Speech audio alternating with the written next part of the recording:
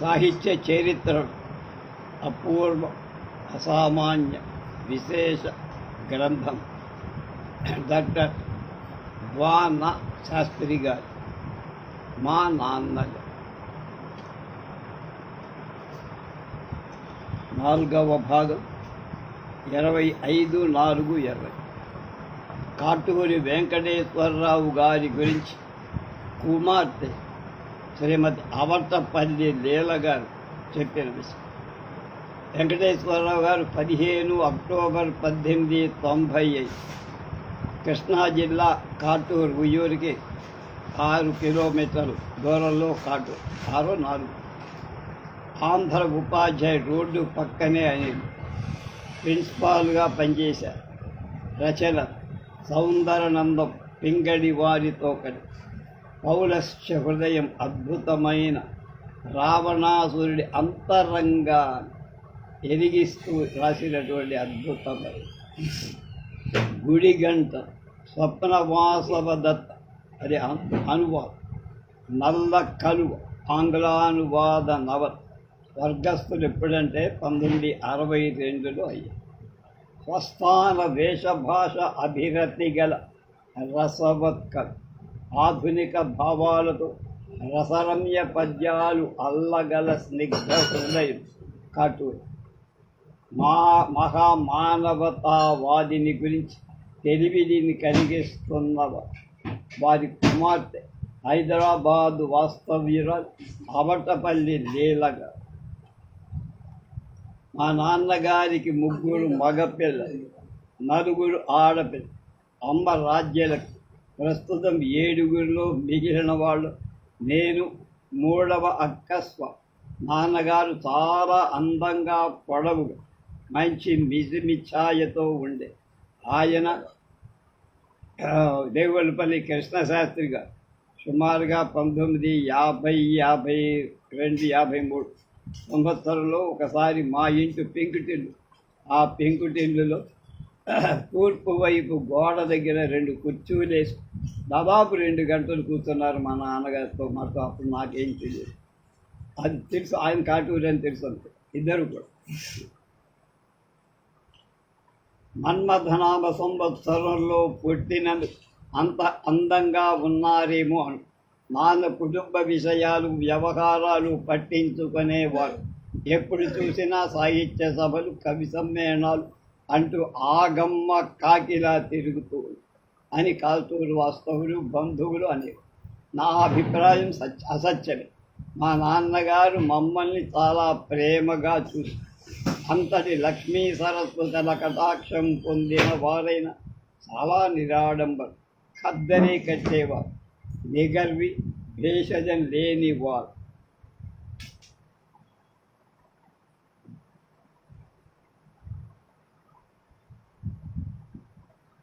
మా పినతండ్రి శంకర్రావు గారి 7గురి ఆడపిల్లలకు మా పెద్దన్న కొండలరావు గారి 4 ఆడపిల్లలు నాన్నగారే నామకరణం చేసి అలా చేశారు. కానీ ఆయన ఏమీ చెయ్యనట్లే తామరాకు మీద నీటి బొట్టులా మసిలేరు. పినతండ్రి గారి కుమార్తెల వివాహాలు కూడా నాన్నగారి సహకారంతోనే జరిగాయి. ఇంట్లో ఉన్న పసిపాపలకు తన గుడిలో కూర్చోబెట్టుకొని తనకు తోచిన పేరుతో పిలిచేవారు. అదే నామకరణ మహోత్సవం. అందరూ ఆయన పిలిచిన పేరుతోనే పిలిచారు. మా కాటూరు చాలా పల్లెటూరు. కాటూరులోనే పెంజాల నాగేశ్వరరావు గారు కూడా ఆ ఇల్లు నేను అద్దెకున్నావు. అక్కడ కొంతకాలం సైన్స్ మాస్టర్గా కాటూరు హై స్కూల్లో. మా ఇంటికి ఎదురుగా పెంజాల వారి ఇల్లు ఉండేది. వాళ్ళ అమ్మగారు తమ్ముడి పిల్లని ఈయన పిల్లని ఆమె సాగుతూ ఉండేదారు. మా శ్రీమతికి బాగా మంచి దోస్తీగా ఉండేదారు. అంటే 1953-54 దాకా మేము వెళ్ళింది అక్కడ. దాదాపు 1968-70 లోపల కిరోసిన్ లాంతర్లు, ఇలాయి గుడ్లు తప్ప కరెంటు దీపాలు. మా చిన్న వయసులో ఆడపిల్లల్ని పొరిగింటికి పంపి చదివించే అలవాటు లేదు, ఆచారం లేదు. కనుక మేము హై స్కూల్ చదువులకే పరిమితి. నాన్నగారి విద్యాభ్యాసం అంతా బందర్. తర్వాత కొంతకాలం బందర్ జాతీయ కళాశాలలో వైస్ ప్రిన్సిపాల్గా కూడా పనిచేశారు. ముట్నూరి కృష్ణారావు గారి తరువాత కృష్ణా పత్రికకు ఈయనే సంపాదకత్వం. ఎవరు కాటూరు. నాన్నగారు గొప్ప జాతీయ దేశభక్తి కూడా చాలా ఎక్కువ. గాంధీ మహాత్ముడి పిలుపుతో కాలేజీ చదువుకు స్వస్తి చెప్పి ఆ కారాగార వాసాన్ని ఏ చింత లేకుండా భరించి మా అమ్మగారు చెప్పేవారు. స్వాతంత్ర పోరాటం కోసం బంధువులందరినీ నగరు తీయించి గాంధీ గారి ఉద్యమానికి ఇచ్చారు. కాటూరులో అందరి బట్టలు పగలబెట్టించారట. కాటూరులో విదేశీ వస్తువులను వాడకుండా చేసేవారు. ఖద్దరు బట్టలే ధరించేవారు. కుటుంబంలో అందరూ ఆయన అడుగుదాడల్లోనే నడిచేవారు. నాన్నగారు పింగళి లక్ష్మీకాంతం గారితో జంట కవిత్వం రాసిన సంగతి మీ అందరికీ తెలుసు.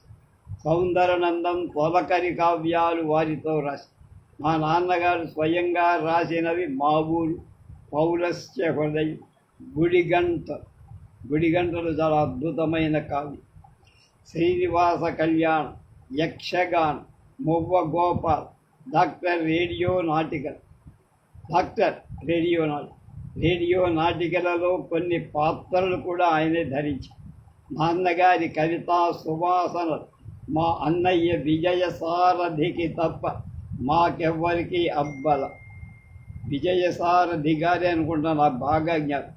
నేను రాజమండ్రిలో బీఈడి ట్రైనింగ్ అవుతుంటే అంటే 63, 64 ఆయన హిందీ లెక్చరర్గా హెడ్ ఆఫ్ ది డిపార్ట్మెంట్గా నాతో బాగా పరిచయం ఉంది. చాలా సరదాగా మాట్లాడేవారు. కాటూరు గురించి చెప్పేవారు వెంకటేశ్వరరావు. తర్వాత నేను మర్చిపోయిన ఈయన విజయసారథి అనే పేరు కూడా ఇప్పుడు మళ్ళా నా జ్ఞాపకం.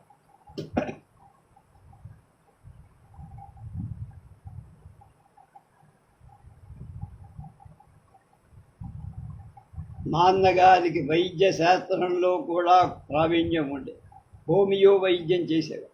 హైదరాబాదులో ఒకసారి మా నాన్నగారితో పాటు మా ఇంటికి దేవులపల్లి కృష్ణశాస్త్రి గారు, మణిమాణిక్య నరసింహారావు గారు, వేదుల సత్యనారాయణ శాస్త్రి గారు, మల్లంపల్లి శరభయ్య గారు వచ్చారు.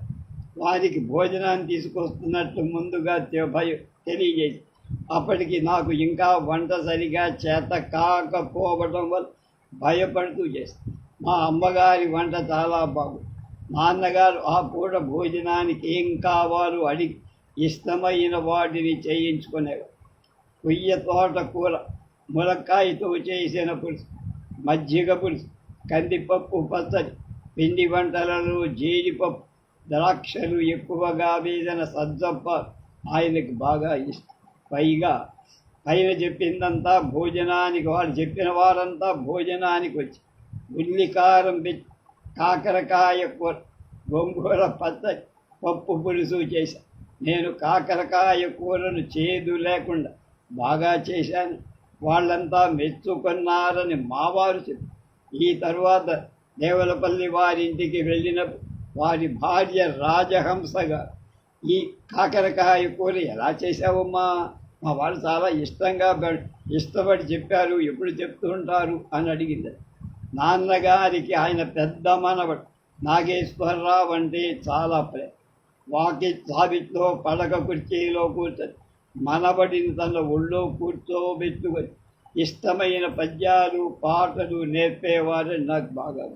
చిటికెన వేలు చెల్లాయి, ఉంగరం వేలు బంగారం అని ఒక్కొక్క వేలు చూపుతూ చెబితే, తాత నా ఉంగరం వేలికి బంగారం లేదుగా అనగానే నాన్న చెరునవ్వులు నవ్వుకుంటూ మిగతా వేళ్ల గురించి చెప్పి మురిపింపచేసి, ఒకరోజు మేము చిన్న అక్క దొడ్లో చెట్ల మీదికి ఎక్కి జామకాయలు బాదంకాయలు కోసుకొని చెట్లపైనే కూర్చొని మా చిన్నబాబు గారు దేవలరాజు ఆనందరావు గారు వచ్చి చెట్లపై కూర్చున్న మమ్మల్ని చూసి హాస్యంగా మాట్లాడుతూ, మీరు మొగరాయుళ్ళలా ఉన్నారు, మీ నాన్న అది చూస్తే మీరు మొగుళ్ళని వెతకరు, ఆడపిల్లల్ని వెతకాల్సిందే పెళ్ళికి అన్నారు.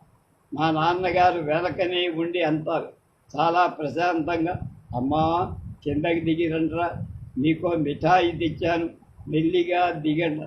ఇంట్లోకి చేరాక ఒక బెత్తం తెచ్చి మా ఇద్దరిని పిచ్చ కొట్టుడు. నాన్నకి కోపం బాగా వచ్చి, చెట్టు ఎక్కినందుకు కాదు, మా బావగారు మమ్మల్ని మొగరాయుళ్ళు అని నవ్వినందుకట.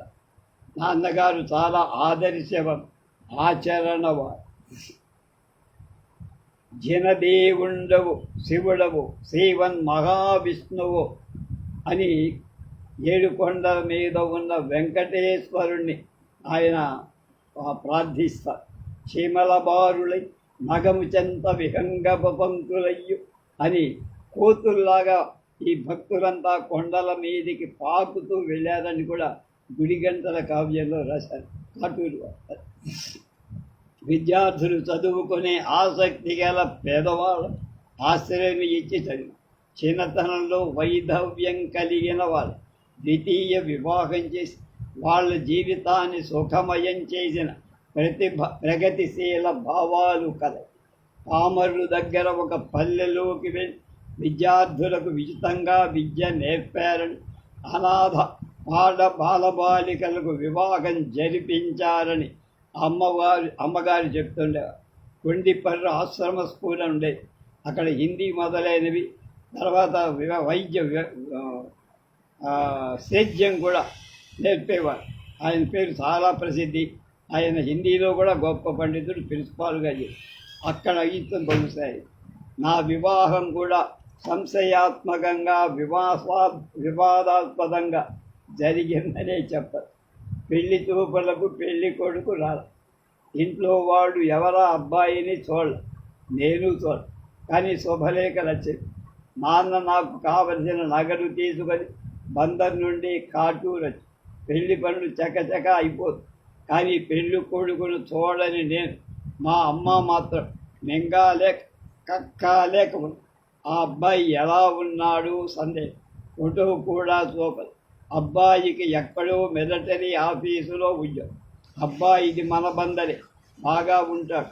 నేను నీకు అన్యాయం చెయ్యను, వెళ్ళు. తెలిసి తెలియకుండా ఎవరో ఏదో వాగారని మనసు పాడు చేసి పెళ్లి కూతురుగా తయారవ్వ. ఆయన చెప్పిందే నిజమే. కథ సుఖాలు.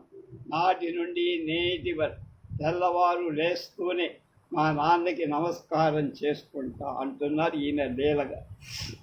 మా మూడవ అక్క స్వాతి వివాహం 1953లో జరిగిన కాటూరులో జరిగిన ఆ వివాహం నాన్న తన స్నేహ బృందాన్ని పిలిచి సాయం సమయంలో కవితాగోష్ఠి నిర్వహించి బిఎన్ రెడ్డి గారు, మల్లీశ్వరి డైరెక్టర్, చిత్తూరు నాగయ్య గారు, దేవులపల్లి మొదలైన వాళ్ళంతా పాడు. మా నాన్నగారు సహజంగా బిడిఎస్ స్వరవత సున్నితమైన మనస్తత్వం కల చెల్లపిల్లవారి దగ్గర పింగళి వారి ప్రోత్సాహం లభించి కమ్మని కవిత జాలువారు. మా నాన్నగారే ఇలా చెప్పుగారు, పింగళి కాంత సుకవితో సంగాతము చెల్లపిల్ల సద్గురు కృప నందు కవిమాతృని గావించే కొండక పద్యరచన చేత చెప్పలతన్న. మా నాన్నగారిపై పింగళి వెంకటకృష్ణారావు సిద్ధాంత గ్రంథం రాజారు బెదవాడలో. ఆయన లెక్చరర్, చాలా గొప్ప పండితుడు. పింగళి సోరణ మీద పింగళి వెంకటకృష్ణారావు గారు పింగళిగా కాటూరి వారి మీద కూడా నాకు పంపారు. ఆయన పింగళి సోరణ మీద రాసిన పుస్తకం నాకు పంపారు. అందులో మా నాన్నగారి సాహితీ వైభవం వివరి. నాకు అంత శక్తి లేదు, ఇంకా ఎన్నో చెప్పాలని పాఠకులు విసుగు కలుగుతుందేమో అన్న భయంతో ముగిస్తూ చివరగా మా నాన్నగారు రాసి స్వేచ్ఛ కొరకే బ్రతికే స్వేచ్ఛ కొరకే ప్రాణమిచ్చి అని దేశభక్తి గేయం మా నాన్నగారు 6 నెలలు జైలు శిక్ష అనుభవించారు. అబ్బూరి రామకృష్ణారావు గారి గురించి. అబ్బూరి గోపాలకృష్ణ బొమ్మ బాగాలేదు, కానీ రామకృష్ణారావు గారి బొమ్మ బాగా.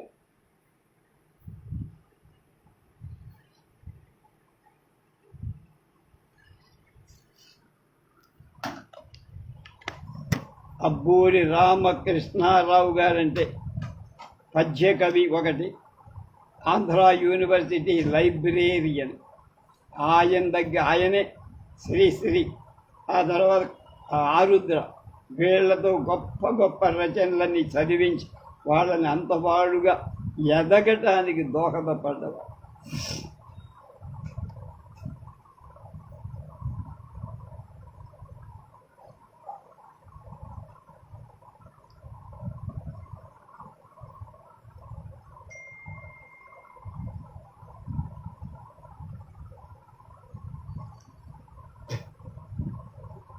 ముప్పై 5/1890 గుంటూరు జిల్లా జమ్ముడుపాడు గ్రామంలో జన్మించారు. ఎవరు? రామకృష్ణ. ఉద్యోగం తెలుగు అధ్యాపకులుగా, గ్రంథాలయ అధికారిగా, యూనివర్సిటీ లైబ్రరీ. రచనలు జలాంజలి, మల్లికాంబ, నదీ సుందరి, ఊహాగానం కాదు, సూర్యరాజు కథలు, జలియన్ వాలా బాగ్ బుర్ర కథ, మంగళసూత్రం, అపరాధ పరిశోధక నవల. విశేషాలు: నాట్యగోష్ఠి పత్రికా నిర్వహణ, నటాలి బృందంలో కన్యాశుల్క నాటక ప్రదర్శన, ఇండియన్ రినైజెన్స్ అసోసియేషన్ స్థాపన, ఇండియన్ లిటరేచర్ సంపాదక వర్గ సభ్యులు. బిరుదు కళా ప్రపూర్ణ. 34 అంటే ఈ అక్టోబర్లోని 30వ తారీఖు 1979లో చనిపోయారు. అదొక 21, ఇదొక 25, 46 ఏళ్ళు. కవి, నటుడు, సంపాదకు, చతుర సంభాషణ సమర్థుడు, శ్రీశ్రీ వంటి వారికి ప్రేరకులు ఇందాక చెప్పారు అయిన అబ్బూరి రామకృష్ణారావు గారితో తన అనుజ్ఞాపకాలు పంచుకుంటున్నవారు వారి కుమారుడు, విశాఖ వాస్తవ్యుడు, నాటక రచయిత, ప్రయోక్త అయిన ఆంధ్ర విశ్వవిద్యాలయ రంగస్థల పూర్వ శాఖాధిపతి అబ్బూరి గోపాలకృష్ణ గారు. అబ్బూరి వరదరాజేశ్వరరావు కూడా కొడుకే మరి అయిపోయి ఉంటాడు అప్పటికి.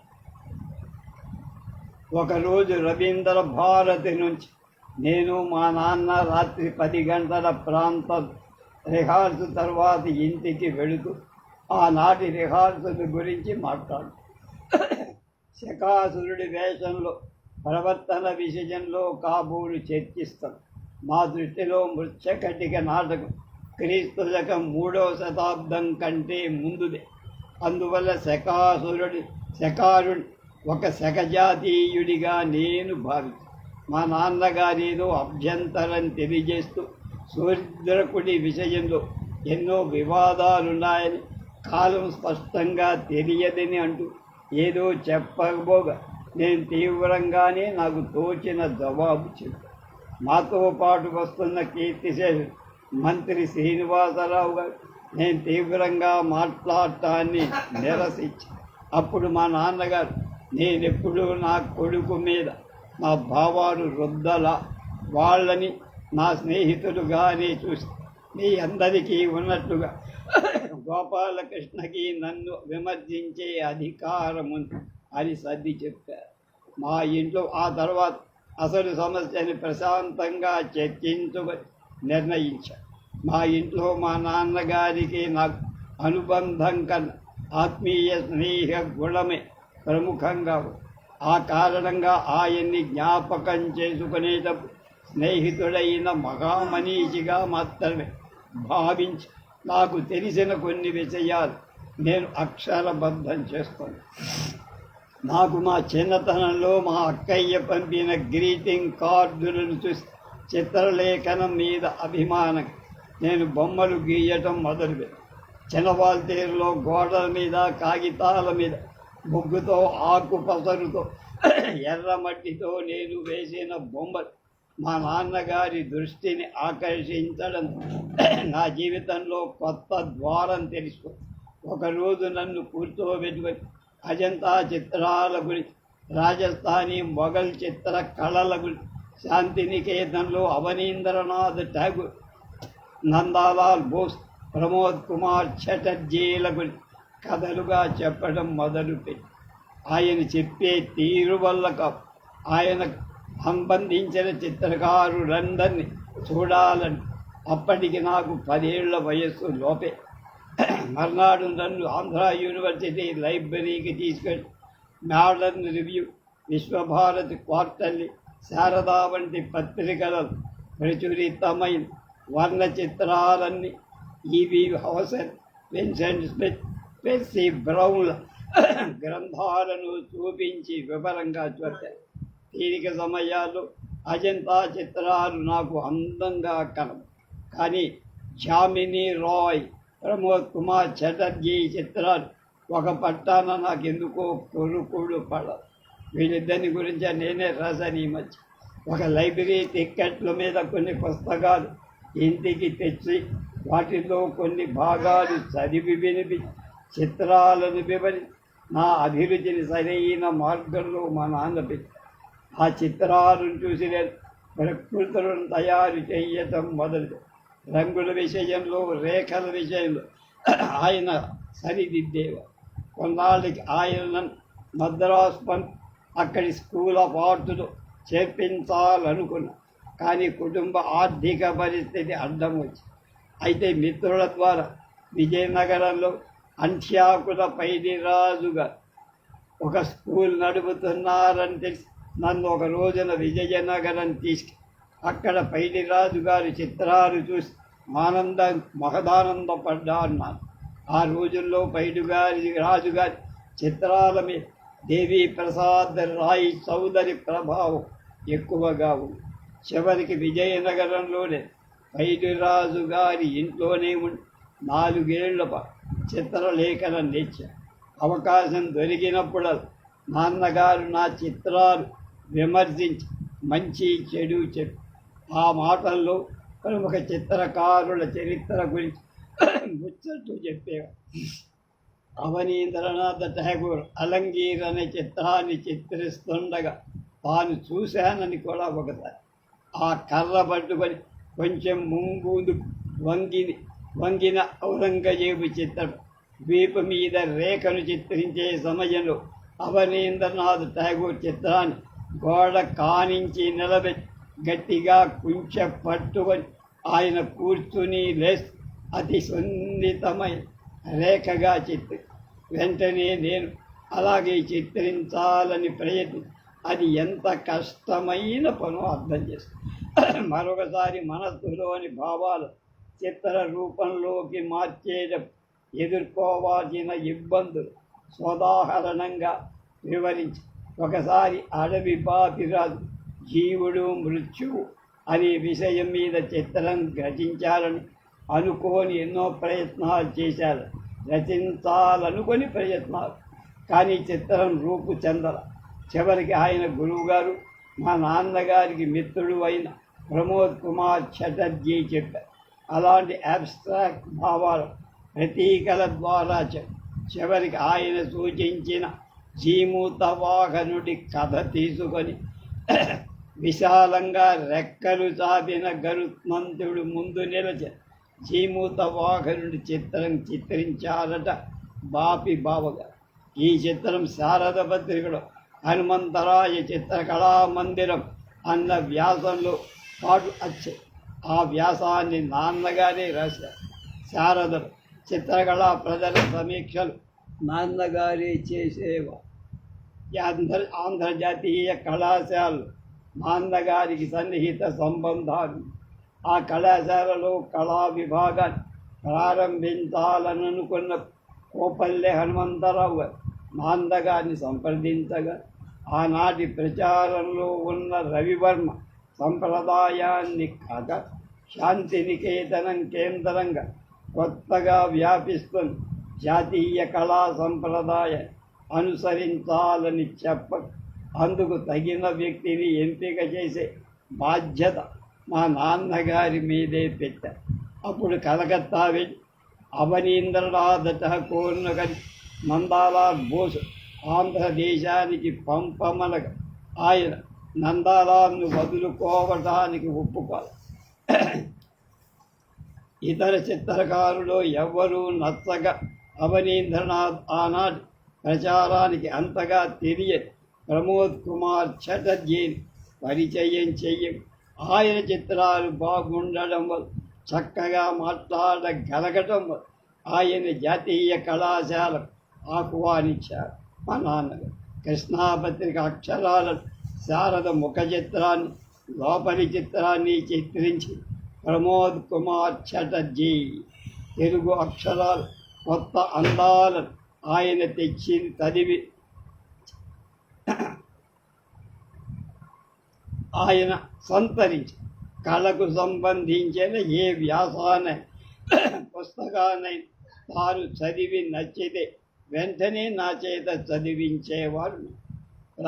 ప్యాబ్లో పికాసో వంటి ఆధునిక చిత్రకారుల చిత్రాలు, భావాలు నాకర్థమయ్యే వివరించేవారు. హెర్బర్ట్ రీడ్, ఎరిక్ న్యూటన్ల గ్రంథాలను చదివించారు. ప్యాబ్లో పికాసా లాంటి వాడు, ఆధునిక పికాసా అని మనకి రామారావు గారు, ఎస్పి రామారావు, ఆయన గుడివాడలోనే పుట్టి అక్కడే పెరిగాడు. అమెరికాలో అమెజాన్లోనే ఎక్కడ ఉంటాడు. ఆయన ఒకసారి ఉయ్యూరు వస్తే మా సరస భార్య తరపున మా గోపాలకృష్ణ అయ్య గారి ఆర్థిక సాయం ఘన సన్మానం చేసాం. కొంతకాలం బాగానే మాతో దీనిలో మెయిల్లో మాట్లాడుతుండేవారు. తర్వాత మళ్ళీ అడ్రస్ లేదు. యూరప్ రినైజాన్స్ యుగంలో ప్రవర్తిన Raphael, Leonardo da Vinci, Michelangelo, Botticelli వంటి చిత్రకారు ప్రస్తావన వచ్చిన యూరప్ నుంచి వచ్చిన రినైజాన్స్ యుగం అంటే పునర్వైభవం ప్రారంభమై సాహిత్య వృత్తుల్ని గురించి కూడా చెప్పడంతో సాంస్కృతిక రంగం గురించి నాకు ఒక సమగ్రమైన అవగాహన కుదిరేలా చేసి, ఆ కారణం వల్లని నేను రంగస్థలం మీద మృచ్ఛకటిక, కన్యాశుల్కం, యాంటాగని నాటకాలకు చేసిన దృశ్య కల్పన, వేషధారణ విషయంలో చాలా నాటక ప్రాణమైన సాహిత్య శీలుడు అంతర్గతంగా దాగి ఉండే భావాల సంకేతాలు అర్థం చేసుకోగలగడం వల్ల నా రూపకల్పన శంభుమిత్ర వంటి ప్రముఖుల ప్రశంసలకు పాత్రమయ్యాయని అబ్బూరి గారు అబ్బాయి అబ్బూరి గోపాలకృష్ణమూర్తి కృష్ణ గారు అంటారు.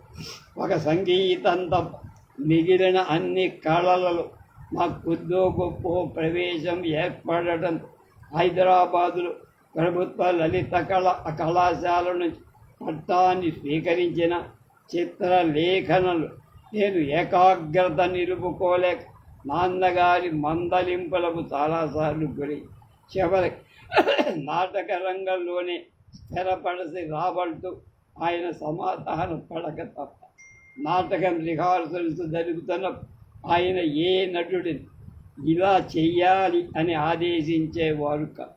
ఆ పాత్ర యొక్క నడవడిలో ఆలోచన సరళి విమర్శించి చూసి ప్రపంచంలో ఇలాంటి వ్యక్తుల గురించి చెప్పి ఒక అవగాహన కలిగి పాత్ర చిత్రీకరణ మాత్రం నటుడికే వదిలేసి ఆర్గానిక్ డెవలప్మెంట్ ఆయన కోల్పోయారు. మెకానిక్ డెవలప్మెంట్ బద్ధ విరోధం. మెకానిక్ డెవలప్మెంట్లో నటుడు కళాకారుడు కాలేడు అనేది ఆయన విశ్వాసం. మన నటుల్లో భావనాశక్తి వాళ్ళకి ఇదంతా ఇబ్బందికరంగా చెప్పిందే చేస్తాం అనే నటుల్ని ఆయన వీలైనంత వరకు తన నాటకాల్లో ఉండనిచ్చేవారు. అయితే నటీనటులు సూపర్ మారియనట్స్గా భావించే ఎడ్వర్డ్ గార్డన్, క్రెయిగ్ భావాలు ఆయనకు బాగా నచ్చి ఆ పద్ధతిలో కూడా నటీనటుడు కళాకారులై ఉండాలని వాదించి మృచ్ఛకటికలు ఆఖరి దృశ్యంలో జన సమూహాలు డైరెక్షన్ చేయటం కష్టం కాక నేను అందుకు పూనుకొని నటుల్ని కేవలం కొన్ని భంగములతో నిలబడటం, తక్కువ పరిధిలో నడపటం చేయించి చూడటానికి దృశ్యం బాగున్నా నాటకంలోని అంతరార్థాన్ని నటులు అర్థం చేసుకోపోవటం వల్ల యాంత్రికంగా తయారీ చివరికి మా నాన్నగారి భావాలే కరెక్ట్ అని ఒప్పుకునేటట్లు చేసి మనోధర్మ సంగీతం, మనోధర్మ నాట్యం, సాహిత్యం, నటీనటు సాధన చేసి తీరాలని నాన్నగారు అని. ఒకసారి గిడుగు రామ్మూర్తి గారు ఆంధ్ర యూనివర్సిటీలో లైబ్రరీలో మా నాన్నగారిని చూడటానికి వచ్చారు. మాట్లాడుకుంటూ బల్ల మీద ఉన్న సుభాషితాల సంకలన యథాలాపంగా చేతిలోకి తీసుకొని తెరచి అందులోంచి ఒక శ్లోకాన్ని చదివారు గిడు. ఆ శ్లోకం భావం: ఒక వేశ్య సర్వాంగ సుందరం అలంకరించుకొని ఉండగా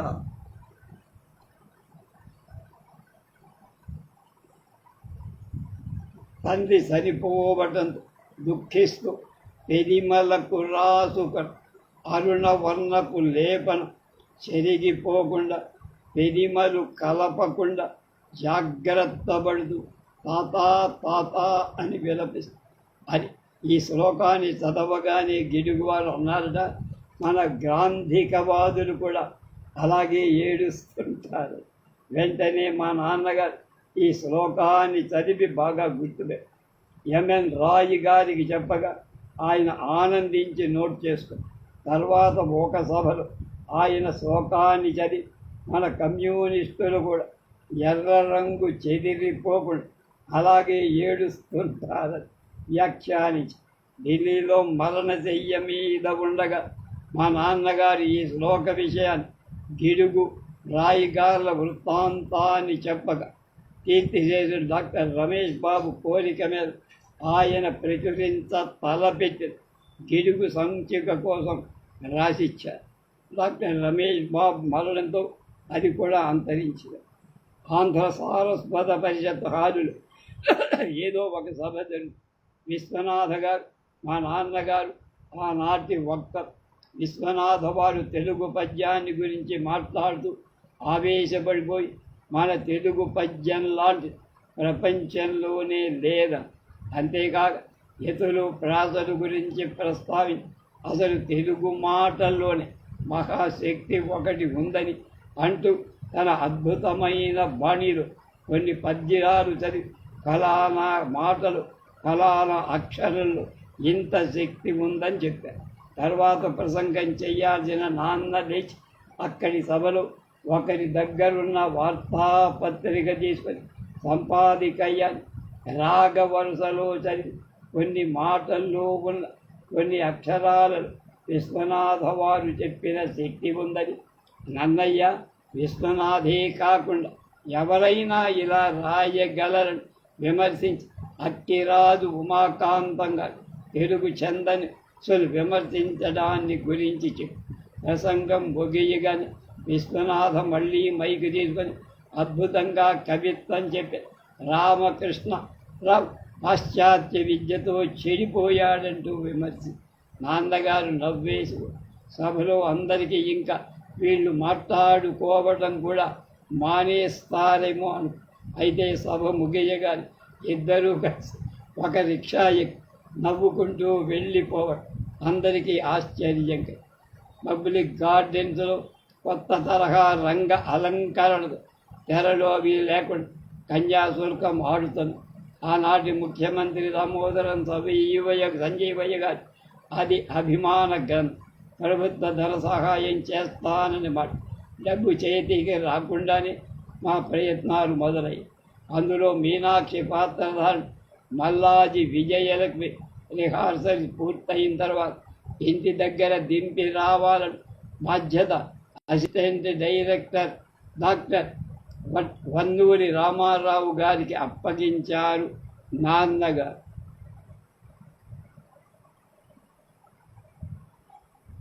అందుకోసం ఖర్చుల కోసం 20 రూపాయలు ఇచ్చారు రామారావు. ఇచ్చిన మర్నాడి రామారావు విజయలక్ష్మితో మా నాన్న అదుట వినయంగా నిలబడి ఏమిటి సంగతి అడగని రుణబాధలావుగా ఉండటం చేత వ్యవహారాలు తొట్టుబాటు చేత పిల్ల కట్టు తప్పి ఉండటం చేత అంటూ ప్రారంభించాడు కర్ణాటక శాస్త్రి మాటలు. అక్కడున్న అందరికీ అర్థమైంది ఇచ్చిన డబ్బులు ఖర్చు అయిపోయాయి. నాన్నగారు దారి ఖర్చుల కోసం తెచ్చిన రూపాయలు మీకు దాఖలు చేశాను. మరి బుర్ర గొలికించుకుందామంటే దమ్మిలి లేదని కరటక శాస్త్రి చెప్పిన మాటల్నే చెప్పి మరో 10 రూపాయలు సంభాషణలో కన్యాశుల్కం మాటల్ని వాడటం నాన్నగారి పద్ధతి. మా నాన్నగారు నన్ను ఆశీర్వదిస్తూ రాసిన పద్యంతో ఈ వ్యాసం ముగిస్తున్నానంటారు అబ్బూరి గోపాలకు. ఒకనాడెన్నటికైన చిత్రరచనోద్యోగంబున నిన్నవై అకలంకమ్మ రూపు కల్పనచే అశాంతముల్ నిల్పు వేదిక యౌగాకత వేదిక ఔగావుత నీ యువజ్ఞ అని దీవించి దావిచ్చినంతి దావిన్సి వంటి కళావేత్తవు నీవు కావలయునంతే కోర్కె గోపాలక మళ. ఒకనాడెన్నటికై చిత్రరచనోద్యోగంబున భిన్నవై పెరిగిన అకలంకమ్మ రూపకల్పనలచే ఆశాంతముల్ నిల్ప దిక్కులన్నీ పెరిగేది. నిల్పు వేదిక ఔగావు నీ యువజ్ఞ కని దీవించి దావించినంటి కళావేత్తవు నీవు కావలయునంటి కోర్కె గోప.